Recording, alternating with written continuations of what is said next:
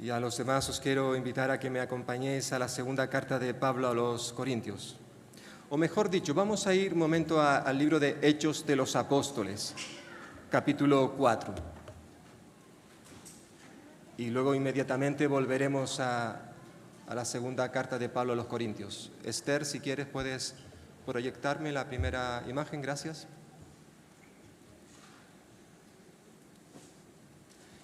Estamos, como bien sabéis, los miembros de Iglesia, estudiando la segunda carta de Pablo a los Corintios. Estamos ya en el capítulo 8 y recordaréis, como ya hemos estado diciendo, y lo volveré a decir porque lo cierto es que los capítulos que estamos viendo, 8 y 9, el apóstol Pablo una y otra vez está repitiendo algunos temas que salen en estos dos capítulos.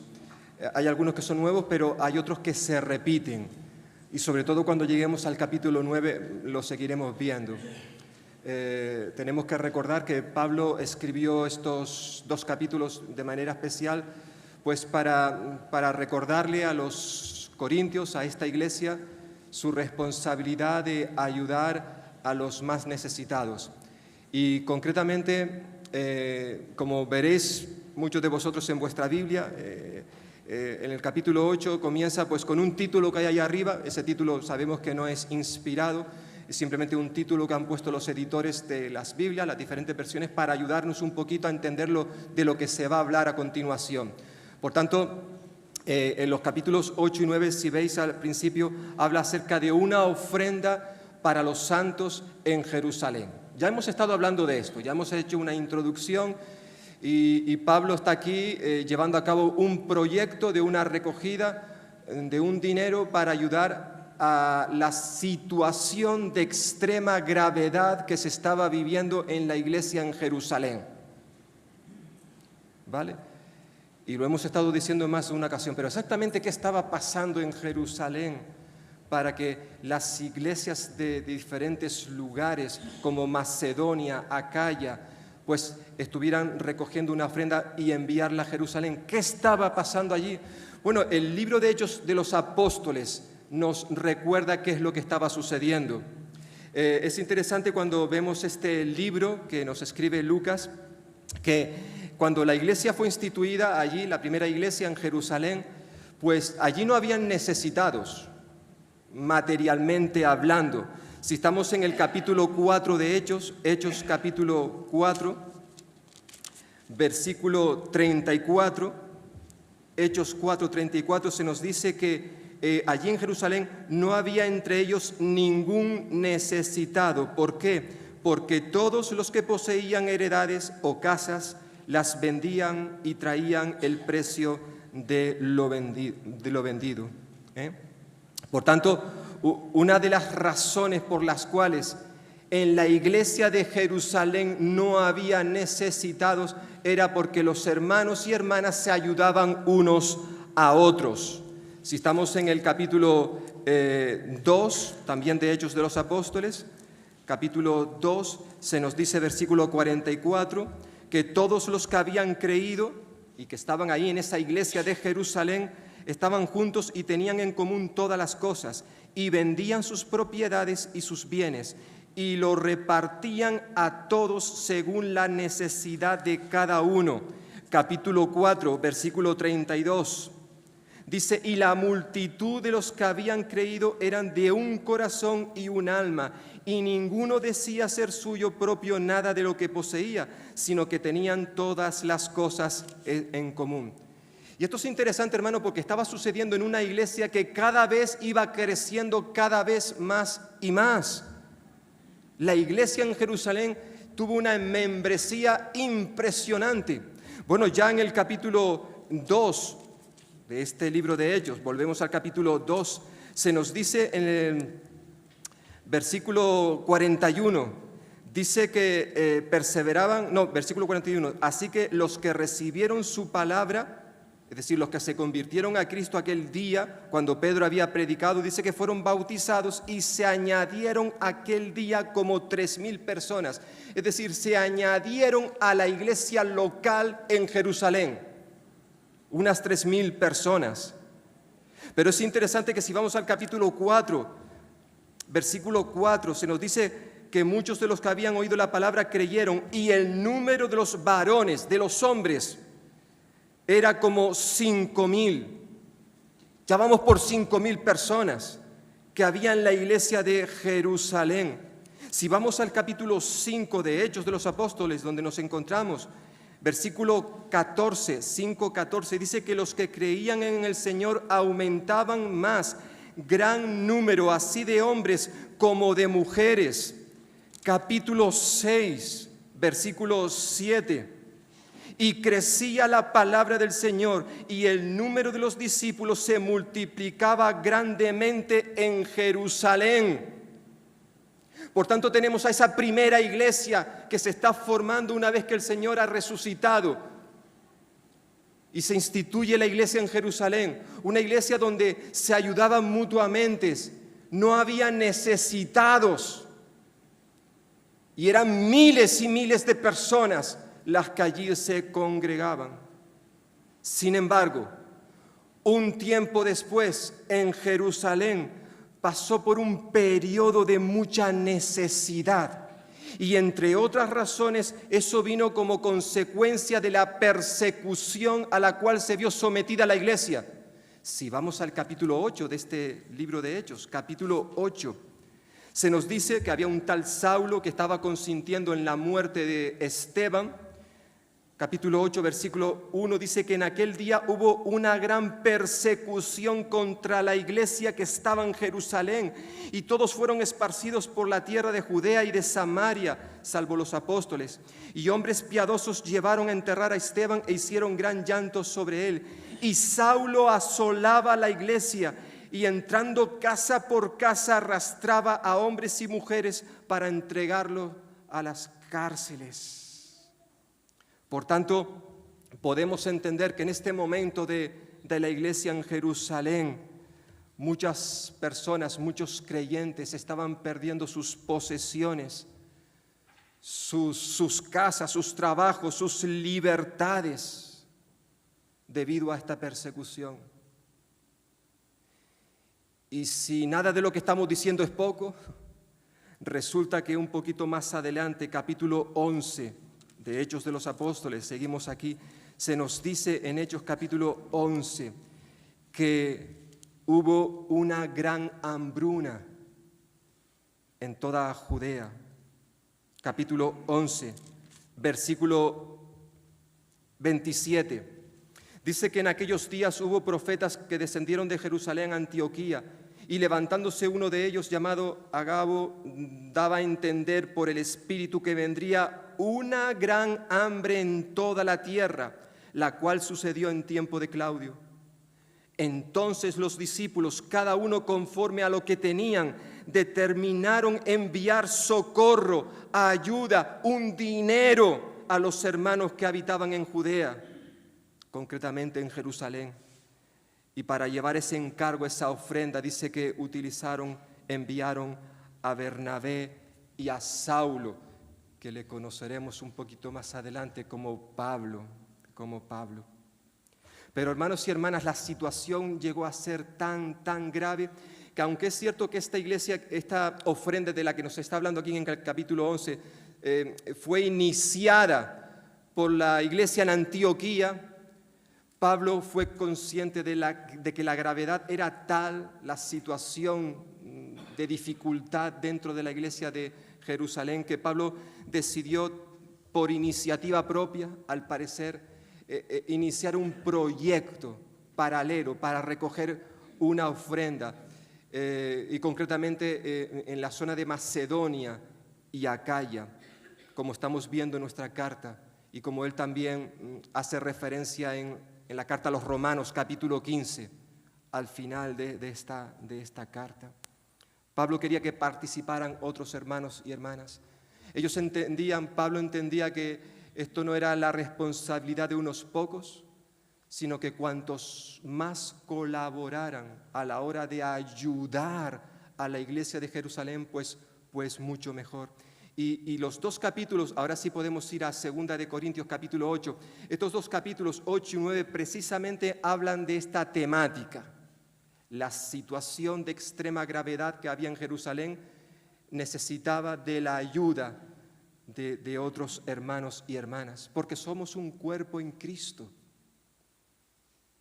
Y cuando Dios bendice abundantemente a una iglesia, esa iglesia no solamente puede mirarse a sí misma y preocuparse de sus propias necesidades, sino que también tiene que estar atento para ayudar a otras iglesias que se encuentren pues en una necesidad. Y de eso nos habla estos versículos que me gustaría, bueno, todos estos 2 capítulos, pero concretamente vamos a centrarnos en los versículos del 10 al 11, son los versículos, del 10 al 15, los que nos toca en esta mañana mirar. Segunda de Corintios, capítulo 8, versículo 10. En cierta forma, en estos 2 primeros versículos 10 y 11, vemos que Pablo toca el tema, que es un tema que él va metiendo poco a poco en diferentes momentos, acerca de la responsabilidad que tenemos los creyentes unos hacia otros en cuanto a cubrir las necesidades de aquellos que están en una situación delicada, ¿verdad? En cierta forma, Pablo en los primeros 2 versículos hace un llamamiento a esa responsabilidad. Versículo 10. Y en esto doy mi consejo, porque esto os conviene a vosotros, a los corintios, que comenzasteis antes, no solo a hacerlo, sino también a quererlo desde el año pasado. Ahora, pues, llevad también a cabo el hacerlo, para que como estuvisteis pronto a querer, así también lo estéis en cumplir conforme a lo que tengáis. Pablo era consciente, ya lo está demostrando en varias ocasiones, y aquí también lo hace. Él era consciente de que estaba tratando un tema espinoso, un tema delicado. Hablar del dinero en la iglesia, ya estamos con la misma temática, siempre lo mismo. Y Pablo era consciente de que era un tema muy, muy delicado. Es por eso que quiere ser cuidadoso a la hora de explicar, a la hora de tratar este asunto que tiene que ver con la recogida de un dinero para ayudar a la iglesia en Jerusalén. No quiere dar la impresión de que está mandando, obligando o presionando a las iglesias para que participen en la colecta. Por eso, fijaos cómo comienza el versículo 10. En esto doy mi consejo. Reina Valera del 60, la que estoy utilizando. La Biblia de las Américas diría, y doy mi opinión en este asunto. Pablo les aconseja que cuanto antes, la iglesia en Corinto, cuanto antes retomen su compromiso de ayudar económicamente a la iglesia en Jerusalén. He dicho que retomen su compromiso, porque este proyecto, el de ofrendar, los corintios ya lo habían iniciado. Ellos ya habían estado participando de esta ofrenda, pero la habían abandonado. Debido a que, ya lo hemos señalado, debido a los problemas internos dentro de la iglesia, pues ellos dejaron la ofrenda a un lado y se centraron en sus propios problemas. Como diríamos hoy en día, se miraron el ombligo. Ahora mismo tenemos que resolver nuestros problemas y los demás que se apañen.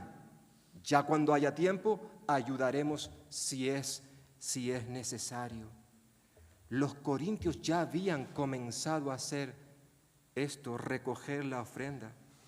Por eso esta frase que dice versículo 10, comenzasteis antes, probablemente está haciendo referencia a que ellos habían sido los primeros en participar de aquella ofrenda, los primeros en comprometerse, incluso antes de que lo hicieran las iglesias de Macedonia, que ya hemos hablado de ellas en los primeros versículos, del 1 al 5 de este capítulo.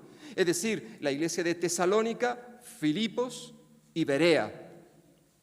Esas iglesias, estaban participando con mucho esfuerzo en medio de su pobreza. Bueno, Pablo al parecer está señalando aquí que los corintios ya habían comenzado antes que los macedonios a colaborar.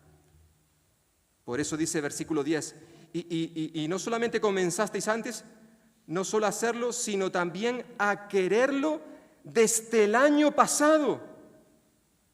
Es decir, ellos no solo lo estaban haciendo, lo habían estado haciendo, sino que además lo habían deseado, habían anhelado participar de esta ayuda desde el año anterior.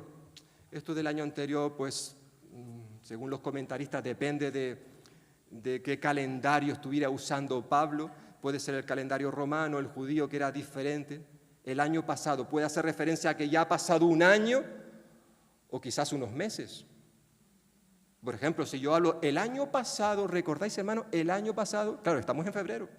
El año pasado significa hace un mes y pico que estuvimos en el año pasado. Por tanto, no sabemos exactamente cuánto tiempo está haciendo referencia aquí a Pablo de que estos hermanos comenzaron a participar. No lo sabemos, pero evidentemente ya había pasado un tiempo. Los corintios se habían comprometido, habían dado su palabra, pero no estaban cumpliendo lo prometido, lo prometido. Por eso Pablo les pide que retomen este proyecto. ¿Por qué? Porque eso os conviene a vosotros. Fijaos lo que dice el versículo 10, dice, porque esto os conviene a vosotros, es decir, participar de la ofrenda es beneficioso, ventajoso para vosotros, hermanos corintios. ¿Por qué? Porque dar a otros de la manera que Dios nos pide, eso trae bendición también a nosotros, al dador. No solamente recibe bendición el que recibe la ofrenda, sino también tú y yo recibimos bendición cuando ofrendamos de esta manera. Dar nos hace crecer, madurar en el Señor. Permite que nuestro testimonio sea coherente con lo que predicamos. Dar significa que somos personas que lo que prometemos, lo cumplimos. Lo cumplimos. Que lo que iniciamos, lo terminamos. Lo terminamos. El dar era conveniente para los corintios, porque eso también protegía, guardaba la reputación de la iglesia de Corinto. El dar, el hacer bien, no solamente repercute en otros, sino también repercute en nosotros mismos. Por eso esta expresión de Pablo, ¿no? Porque esto os conviene a vosotros, no solamente a la iglesia de Jerusalén, que va a ser bendecida por vuestra ofrenda, sino a vosotros os va a aportar bendición. Pero por el contrario, cuando dejamos a un lado nuestros compromisos o los dejamos a medias, cuando no somos coherentes con lo que predicamos, con lo que decimos con nuestros labios, cuando lo que decimos no se ajusta a lo que hemos dicho, pues evidentemente eso no solamente perjudica a otros, en este caso perjudicó a la iglesia de Jerusalén, sino también perjudicó a los propios corintios. El dejar de cumplir con nuestras promesas hacen que los demás terminen pensando que nuestro amor no es sincero. Porque de eso se trataba. Ya lo estuvimos viendo en los versículos anteriores. El dar es un acto de amor genuino, sincero.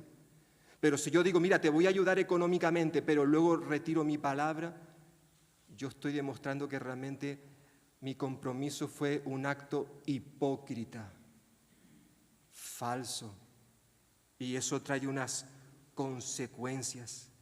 El dejar de cumplir nuestras promesas hace que los demás pues terminen pues pensando de esta manera. Y para los hermanos y hermanas de la iglesia de Jerusalén, evidentemente eso podría ser decepcionante, como también para los propios macedonios. Porque es interesante, lo veremos más adelante en el capítulo 9,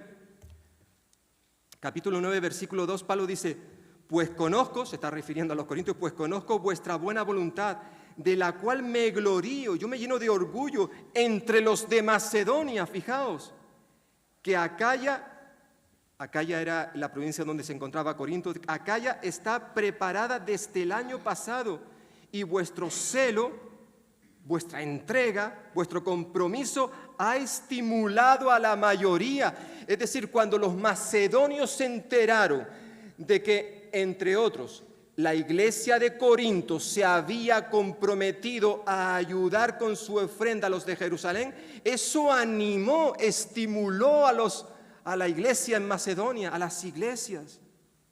Por tanto, tuvo que ser un duro varapalo para los macedonios cuando se enteraron de que los corintios, sí, mucho hablar, pero a la hora de la verdad se quedaron atrás. Y es triste el ejemplo que estaba dando la iglesia de Corinto. Mucho hablar, sí, pero como también suele decir ese dicho, ese refrán, ¿no? Mucho ruido y pocas nueces. En cierta forma se podría aplicar aquí. Por tanto, Pablo quiere nuevamente instar a los corintios a que finalicen, terminen la obra que habían iniciado el año pasado. El año pasado habían empezado a recoger una ofrenda, pero luego la dejaron aparcada. Versículo 11 dice, ahora pues, llevad también a cabo el hacerlo.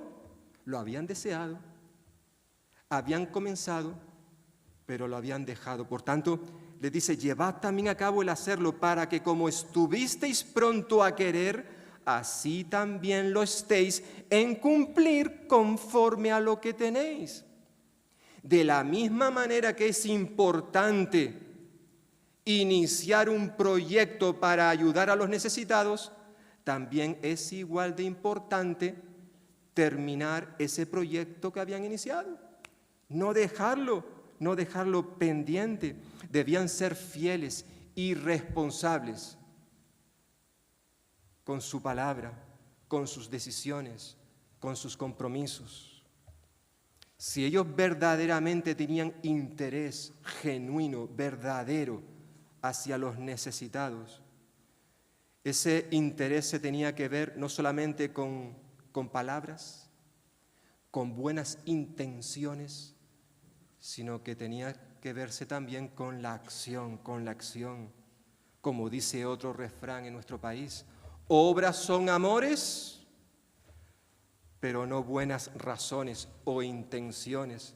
Es decir, Pablo está llamando a los corintios a ser coherentes entre lo que se dice y lo que se hace, Pero sería bueno que ahora nos miráramos nosotros, cada uno de nosotros, para ver si resulta que a lo mejor también estamos fallando en lo mismo, ¿o no? ¿Cuántas veces tú y yo, hermanos y hermanas, nos hemos comprometido, hemos dado nuestra palabra y luego no la hemos cumplido? ¿Cuántas veces tú y yo hemos sido culpables de esto precisamente que Pablo está señalando a la iglesia de Corinto? Ya sea por una razón o por otra, hemos dado nuestra palabra. Quizás a nuestro hijo, esta tarde voy a jugar contigo a la pelota. Y el niño se ilusiona un montón porque su padre va a jugar a la pelota con él, pero luego por la tarde el padre dice, mira, es que me ha salido otra cosa, tengo que irme a trabajar o tengo que quedar con unos amigos. ¿Y cuántas decepciones se han llevado más de un niño y una niña con sus padres porque les prometieron algo que luego sus padres no cumplieron? Y no es porque no pudieran, sino porque no quisieron, aunque luego pongamos excusas. ¿Y cuántas veces nos comprometemos con el Señor? Bueno, este compromiso que yo he hecho con mi hijo, es también un compromiso delante del Señor. ¿Y cuántas veces quizás le hemos dicho al Señor, Señor, reconozco que en mi vida hay cosas que necesitan un cambio? Por ejemplo, en mi vida de oración, y yo me comprometo delante de ti, que a partir de ahora, cada mañana, o cada tarde, o cada noche, voy a tener un tiempo a solas contigo para orar, para leer tu palabra, que ella me alimente.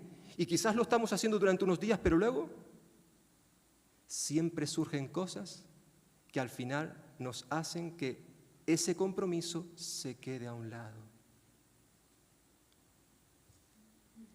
O quizás nos hemos comprometido con el tema que Pablo trata aquí. Señor, soy consciente de que hasta ahora no estaba ofrendando, no estaba dándote a ti lo que tú requieres de mí. Pero hoy me comprometo a ser fiel con lo mucho que tú nos das, que me das, con los recursos, con las cosas materiales. Quiero hacer esto, Señor, a partir de hoy.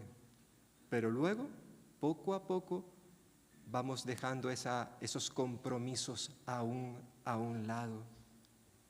Qué triste, ¿verdad?, que a veces eso ocurra también en tu vida y en mi vida, que le prometemos al Señor algo que luego no cumplimos. Y la Biblia nos advierte, hermanos y hermanas. Decía el autor de Eclesiastés 5, 4 al 5, cuando hagas una promesa a Dios, no tardes en cumplirla, porque a Dios no le agradan los necios, los tontos, los insensatos. Cumple tus promesas. Es mejor no hacer promesas que hacerlas y no cumplirlas. Pablo insta a los corintios a que sean responsables con su palabra. Habían iniciado un proyecto de recoger una ofrenda, ya la habían empezado, lo habían estado haciendo, pero luego lo dejaron a un lado. No. Pablo dice, ahora pues llevad también a cabo el hacerlo. Ya está bien de demorar lo que Dios te ha mandado hacer o lo que tú le has prometido a Él hacer. Ya está bien, es el momento. El Señor, hermanos y hermanas, no hace lo mismo con nosotros. Lo que Él inicia en nuestra vida, Él lo va a terminar. Tengo aquí un texto que es precisamente, entre otros, uno de los que ha señalado Samuel en esta mañana, allí en Filipenses 1:6, donde el apóstol Pablo recuerda que aquel que comenzó en vosotros la buena obra, la perfeccionará hasta el día de Jesucristo. El Señor no deja las cosas a media. Lo que Él promete lo cumple. Más aún, Él quiere que tú y yo hagamos lo mismo. La semana pasada o la anterior estuvimos hablando de Jesús como un modelo al cual tú y yo hemos de imitarle en muchísimas cosas. Entre otras, hemos de imitarle también a que cuando damos nuestra palabra, cuando nos comprometemos a algo, lo vamos a llevar hasta el final, lo vamos a cumplir. Evidentemente puedan haber circunstancias justificadas donde al final no es posible hacer lo que había prometido. El Señor lo sabe. Pero la realidad es que por regla general, cuando tú y yo dejamos de cumplir con nuestra palabra, es por negligencia, por pereza, porque no nos tomamos en serio las cosas que le decimos al Señor. Y eso trae consecuencias en nuestra vida. Por tanto, en primer lugar, Pablo hace en estos primeros versículos un llamado a la responsabilidad. Pero en segundo lugar, Pablo, en cuanto a este tema del dinero, en cuanto a qué porcentaje he de darle al Señor, algo de lo cual hablaremos más adelante. No quisiera centrarme mucho en esta mañana sobre este asunto, pero sí hablaremos más adelante. Pablo hace un llamado a la proporcionalidad. Él no le está pidiendo a los corintios que hagan lo mismo que hicieron los macedonios. ¿Y qué hicieron los macedonios? Ya lo vimos, versículos 1 al 5 de este capítulo. Los corintios debían dar, ofrendar con responsabilidad, pero siempre en base a sus posibilidades. Por eso termina el versículo 11, que ya hemos leído, pero no nos hemos parado en él. Termina el versículo 11 diciendo que ellos tenían que cumplir conforme a lo que tengáis. O dice otra versión, según vuestras posibilidades. Y luego versículo 12, porque si primero hay la voluntad dispuesta, será acepta según lo que uno tiene y no según lo que no tiene, no según lo que tiene. Pablo no pretende obviamente enseñar aquí, hermanos y hermanas, bueno, ni aquí ni en ningún otro de sus escritos, ni en ninguna otra parte del Nuevo Testamento, pretende que los cristianos tengamos que dar lo que no tenemos. Como tampoco enseña que debamos de dar una cantidad concreta de nuestro dinero. Por ejemplo, el diezmo. No vemos en ninguna parte del Nuevo Testamento, y ahora concretamente, sobre todo en los escritos del apóstol Pablo, donde se nos diga que tengamos que dar el diezmo de lo que el Señor nos da. Dios no te va a pedir ni a ti ni a mí que le demos lo que no tenemos, pero que sí le demos lo que sí tenemos. La enseñanza que encontramos aquí, como en el resto del Nuevo Testamento, es que nuestras ofrendas tienen que ser proporcionales a nuestros ingresos. Es decir, que se deben de ajustar a nuestras posibilidades. Dependiendo de cuánto uno tenga, pues podrá ofrendar una cantidad u otra. En la iglesia de Corinto, como también sucede en nuestras iglesias en el día de hoy, evidentemente habían miembros, hermanos y hermanas, con diferente poder adquisitivo. Unos tendrían más y otros tendrían menos, como sucede también aquí entre nosotros. Eso es normal, no estamos diciendo nada extraño, no. Por tanto, Pablo quiere recordarnos que la cantidad de la ofrenda podría variar de una persona a otra. Pero eso no era lo más importante, según vemos en nuestro pasaje, lo más importante para que nuestra ofrenda fuera aceptada por el Señor, sino lo importante era que esa ofrenda se diera con una voluntad dispuesta. Fijaos, versículo 11. Porque si primero hay la voluntad dispuesta, es decir, nuestras ofrendas deben ser motivadas por la buena voluntad. Es un tema que ya lo vimos unos versículos atrás y que vamos a seguir viendo. Una de las características de las ofrendas de la iglesia primitiva era la voluntariedad. De dar no por obligación, porque Dios ama al dador alegre, lo veremos en el siguiente capítulo, sino que había de dar una ofrenda de manera voluntaria. Los macedonios, recordemos que lo vimos en el versículo 3, dice que ellos habían dado con agrado, es decir, ellos decidieron dar libre y voluntariamente, sin ser presionados, obligados por nadie. O como ya vimos en la carta a los romanos en su momento, creo que ese texto lo tenemos aquí, en Romanos 15, 26, decía Pablo, porque Macedonia y Acaya tuvieron a bien hacer una ofrenda para los pobres que hay entre los santos que están en Jerusalén. Y esa expresión, tuvieron a bien, enfatiza el carácter voluntario de la ofrenda. Es decir, independientemente de la cantidad de dinero que ellos dieran, lo que realmente importaba es que esa ofrenda fuera aceptada por el Señor. Pero para que esto ocurriera, La ofrenda se tenía que entregar con una actitud correcta, con buena disposición, con un corazón lleno de amor. Es decir, que lo que ofrendaran lo dieran voluntaria y libremente, pero también proporcionalmente, en base a sus propios recursos. Nos está diciendo este versículo, porque si primero hay la voluntad dispuesta, será aceptada por el Señor según lo que uno tiene, no según lo que no tiene.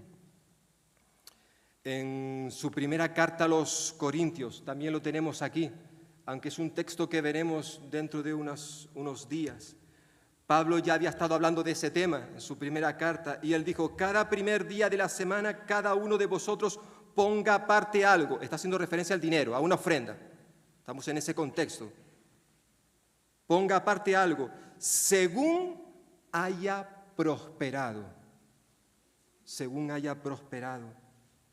Dios, hermanos y hermanas, Dios espera que lo que le demos sea según lo que uno tiene, no según lo que no tiene.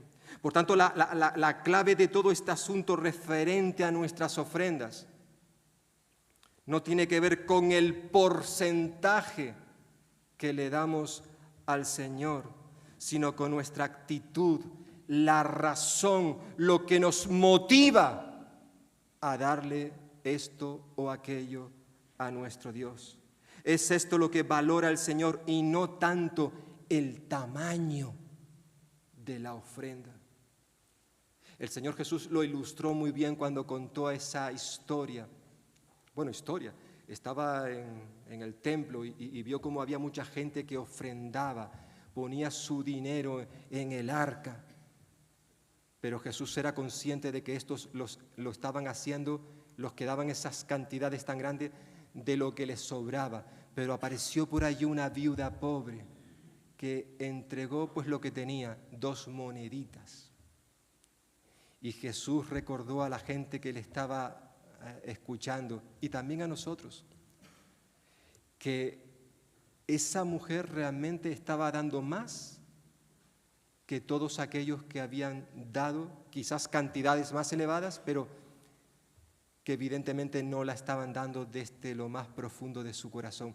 Esta mujer, por el contrario, lo hizo. Lucas capítulo 21, versículos 1 al 4. Nuestro Señor llamó la atención sobre la ofrenda de esta mujer, no tanto por la cantidad, sino por su disposición, la buena voluntad que ella mostró cuando entregó aquella ofrenda. Por eso es muy importante, ¿no? El final del versículo 10 y el versículo 11, el final, y luego el versículo 12. Cumplir conforme a lo que tengáis. A lo que tengáis. Por tanto, vemos un llamado a que nuestras ofrendas la demos teniendo en cuenta pues nuestros ingresos. Esa ofrenda va a ser proporcional al dinero que el Señor nos ha dado, por aplicarlo de alguna manera.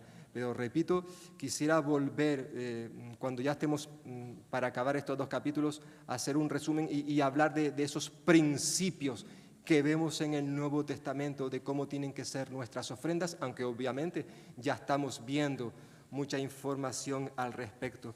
Por tanto, no solamente había que dar con responsabilidad, había que dar con proporcionalidad, sino también en tercer y último lugar, según el pasaje para el día de hoy, hasta el versículo 15, nuestras ofrendas tienen que verse ese elemento de igualdad. Versículo 13 al 15. Porque no digo esto para que haya para otros holguras y para vosotros estrechez, sino para que en este tiempo, con igualdad, la abundancia vuestra supla la escasez de ellos, para que también la abundancia de ellos supla las necesidades vuestras, para que haya igualdad, como está escrito. El que recogió mucho no tuvo más, y el que poco no tuvo menos. al hablar de este asunto, como ya he dicho, tan delicado, tan peliagudo del tema del dinero, Pablo quiere dejar claro que sus pretensiones no son las de, como dice el refrán también nuestro, eso de desvestir a un santo para vestir a otro. Es decir, para solucionar un problema o necesidad, le debo quitar los recursos a unos para dárselo a otros. Pablo no está diciendo aquí que él pretende enriquecer a los pobres y empobrecer a los ricos.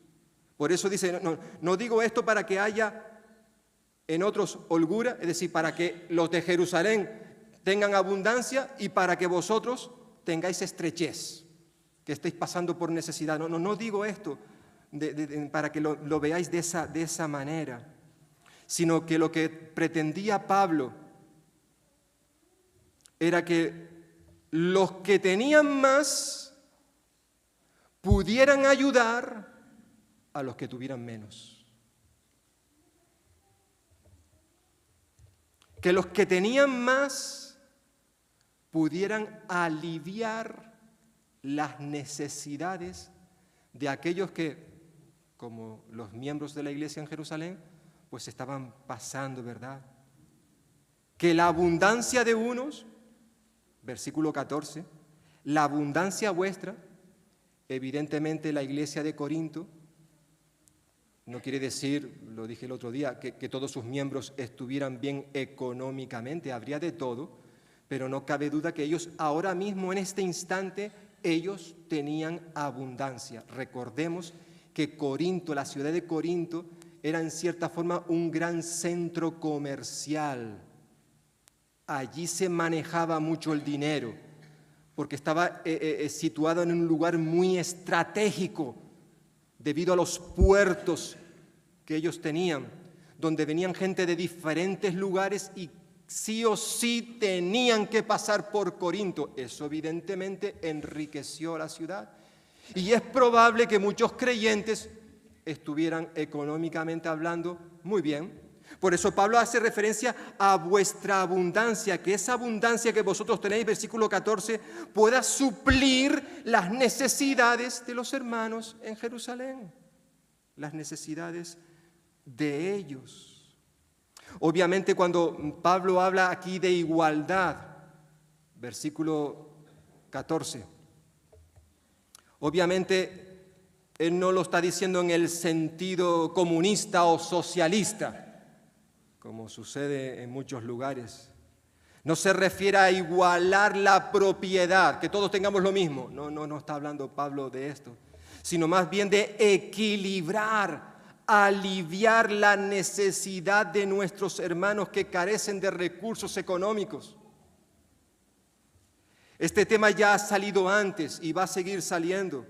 Lo vimos en este capítulo, versículo 7. Si queréis leerlo, versículo 7. Por tanto, como en todo abundáis, además en cosas espirituales como fe, en palabra, en ciencia, en toda solicitud y en vuestro amor para con nosotros, dice Pablo, abundad también en esta gracia. Es decir, abundad también a la hora de ofrendar, de colaborar económicamente para la iglesia en Jerusalén.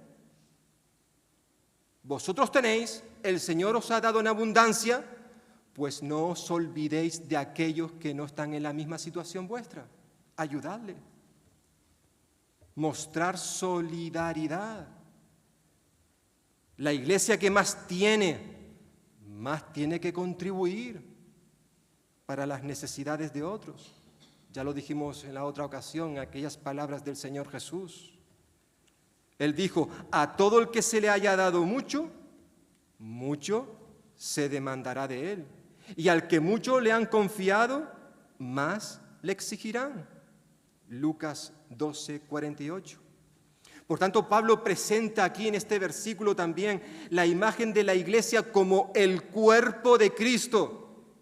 Un cuerpo en el cual hay muchos miembros y todos nos necesitamos los unos a los otros, todos, para poder funcionar de manera efectiva. La palabra clave en este versículo es igualdad.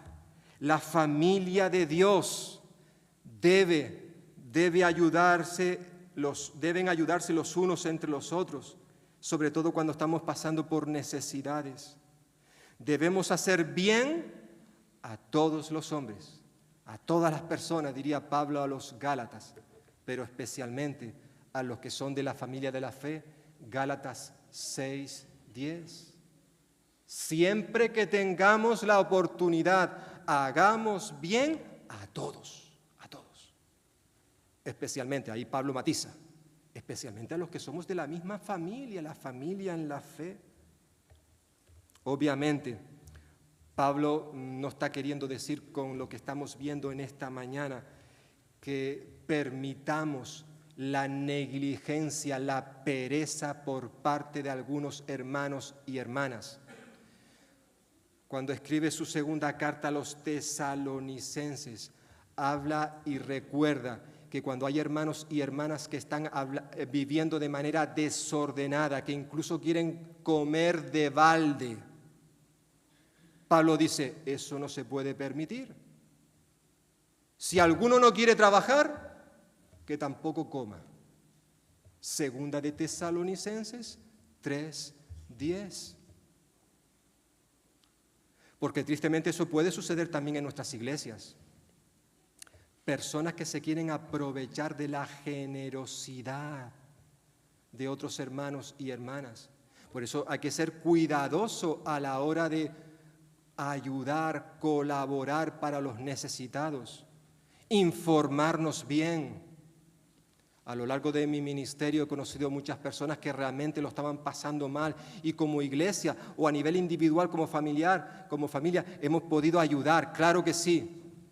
Pero también hemos conocido a familias que no estaban haciendo una buena administración. Me estoy refiriendo a familias creyentes, de cristianos.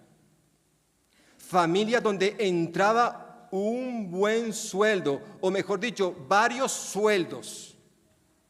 Y ganaban bien, pero no llegaban a final de mes. Y entonces pedían ayuda a la iglesia. Un momento. Vamos a sentarnos. ¿Necesitáis ayuda? Sí. Os la vamos a dar. Pero a lo mejor la ayuda que necesitan esas familias no es tanto que le demos, sino que le ayudemos a administrar sabiamente lo que el Señor les ha dado. Porque si lo hacen, no van a tener ningún problema para llegar a final de mes. Por tanto, Pablo no está aquí alimentando o animando a la pereza. Bueno, yo voy a la iglesia y que me ayuden, porque como somos todos hermanos, somos una familia, tenemos que ayudarnos unos a otros y venga, y a vivir, permitirme la expresión, del cuento. Lo digo, hermanos y hermanas, porque eso sucede en nuestras iglesias. Tristemente, a veces tenemos casos como estos. Por tanto, la importancia de sí ayudarnos unos a otros. Los que más tienen que preocuparse por los que menos tienen, sobre todo cuando estamos hablando de las necesidades básicas, que es de lo que Pablo está ahora mismo recordándonos en este pasaje. Había un tiempo concreto, dice versículo 4, sino para que en este tiempo, es decir, de manera puntual, la iglesia de Jerusalén lo estaban pasando mal. Bueno, tenemos que colaborar, tenemos que ayudar. Vamos a compartir. Obviamente, quizás entendemos y nos gustaría pensar que luego salieron de ese valle, ¿verdad? Este tema, repito, ya ha salido en varias ocasiones. Pablo quiere que no solamente seamos generosos incluso con lo material, sino también con lo espiritual. Es interesante cómo termina el versículo 14, ¿no? Dice, para que también la abundancia de ellos, se refiere a los de Jerusalén, supla la necesidad vuestra para que haya igualdad. Bueno, ¿cómo que la abundancia de ellos si estamos diciendo que lo estaban pasando mal? Que tenían necesidades. Muy probablemente Pablo está haciendo referencia aquí que, al igual que en el pasado, la iglesia de Jerusalén había ayudado, había provisto de bienes espirituales a los gentiles. Pues que ahora lo correcto sería que los gentiles pudieran ayudar con bienes materiales a aquellos que ahora mismo estaban pasando por necesidades. Tenían una deuda con ellos, que es lo que Pablo recuerda, por ejemplo, en Romanos capítulo 15 o en 1 Corintios capítulo 9, versículo 11. Pablo dijo, si nosotros hemos sembrado cosas espirituales para vosotros, ¿será gran cosa si de vosotros cosechamos bienes materiales? Y la iglesia en Jerusalén había ayudado con bienes espirituales, nos dice Romanos capítulo 15, versículo 27.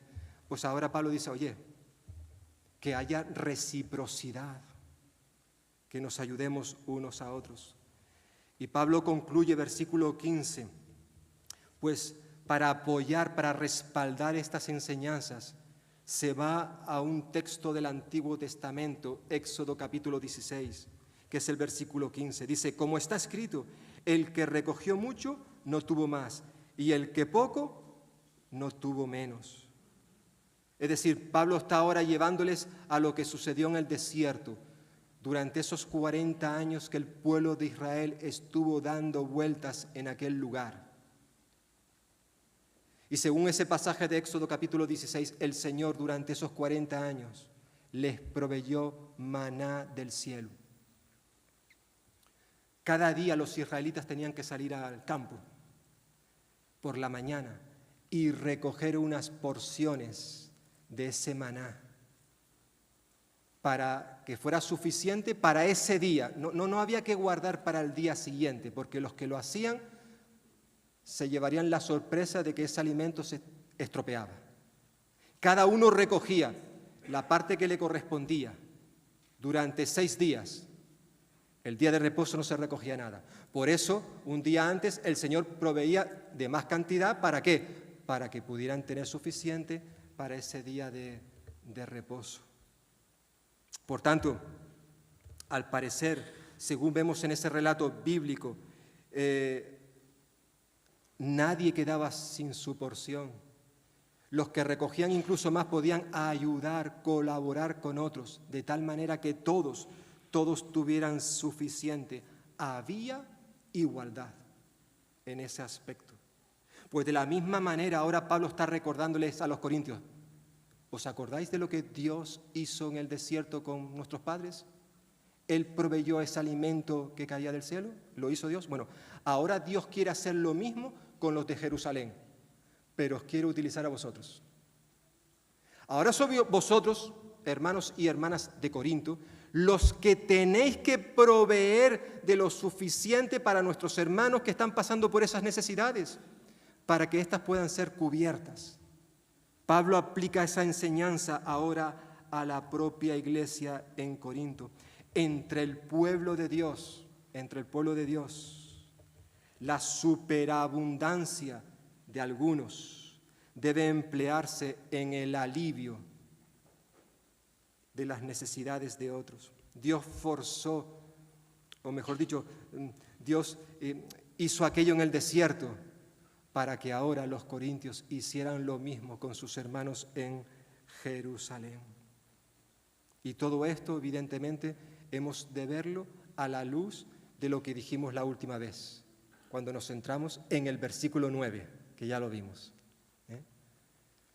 No cabe duda que los corintios podían aprender de los macedonios, pero el modelo a seguir era, es y será Cristo Jesús.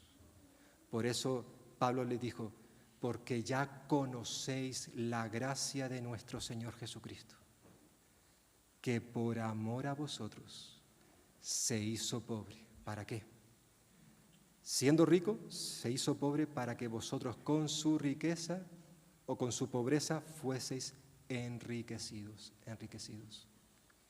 Y ese amor que mostró Jesús, esa gracia, ese sacrificio que hizo Él, es lo que Dios quiere ver también en cada uno de sus hijos. Y que el Señor nos ayude, porque yo soy consciente de que lo que hemos estado viendo en esta mañana no es fácil. Ofrendar, sobre todo cuando lo hacemos de la manera que Dios quiere que lo hagamos, eso duele. Si nosotros ofrendamos no de lo que nos sobra, sino de un esfuerzo, de un trabajo, obviamente eso nos va a producir un dolor. Pero es lo que Dios demanda de su iglesia en el día de hoy. Somos llamados a ser responsables con lo que Dios nos ha dado. A dar no lo que no tenemos, sino lo que tenemos. Y hacerlo de manera proporcional, de tal manera que haya igualdad, es decir, que no haya nadie entre nosotros que esté pasando por la necesidad de las cosas más básicas para poder vivir. No lujos, pero sí de lo necesario para poder vivir. Que nos ayude el Señor para que como iglesia estemos bien atentos. Que nosotros no solamente prediquemos esto con nuestros labios, sino también con nuestras vidas. Que no solamente tengamos buenas intenciones, sino también buenas acciones que nos lleven a aplicar todo esto a nuestras vidas, a nivel individual y también como iglesia. Amén.